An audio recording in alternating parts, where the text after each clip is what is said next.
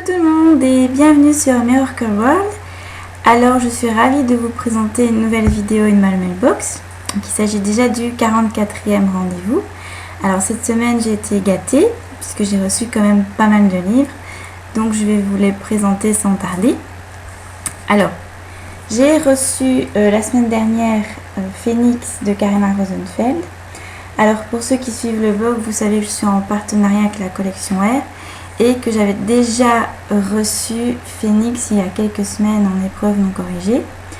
Donc voilà, je suis ravie de le recevoir en version finalisée avec résumé, etc. Donc c'est un livre que j'avais énormément apprécié, c'est un gros coup de cœur. Donc j'espère que vous le lirez aussi. Et pour vous convaincre, il y a toujours ma chronique que j'avais publiée il y a quand même une quinzaine de jours sur le blog. Alors avec cette belle surprise donc, qui est Phoenix, j'ai reçu aussi Glitch, voilà, qui est la nouvelle dystopie de la collection R. Donc aussitôt reçu, aussitôt lu.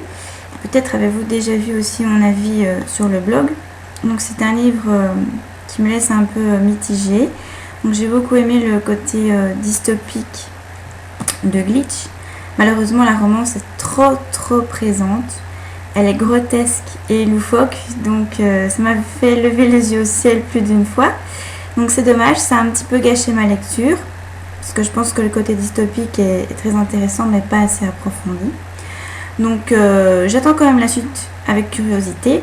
Et je suis sûre qu'il plaira beaucoup aux inconditionnels du genre et en plus ça se lit vraiment très vite.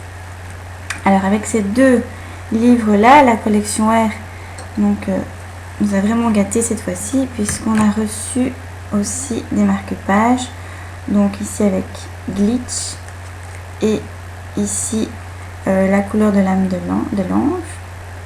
anges, pardon, excusez-moi, c'est un livre que j'ai pas encore lu de la collection R, donc je ne le connais pas spécialement. Et ensuite nous avons ici la sélection et Phoenix.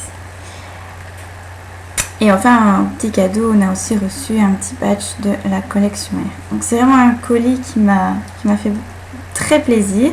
Donc je remercie encore une fois la collection R de nous gâter autant. Alors de mon côté j'ai aussi fait des achats, donc des achats VO pour une fois. Donc à commencer par Yves, ou Eve en français, d'Anna Carey. Alors c'est une histoire aussi dystopique. Au départ elle m'intéressait pas trop, mais il y a un événement donc, qui va se faire ici le 22 septembre à Paris, donc qui regroupe en fait 5 auteurs, dont Anna Carey, donc qui sera présente avec Amy Plum, auteur de Die For Me, de Tara Hudson qui est l'auteur de Hereafter ou Au-delà en français.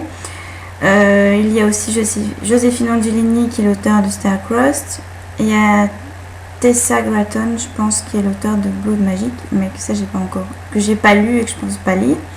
Mais donc je me suis dit que c'était l'occasion, puisque je connais quand même 3 auteurs sur 5, de découvrir celui d'Anna Carey, qui a l'air quand même, ma foi, bien sympathique.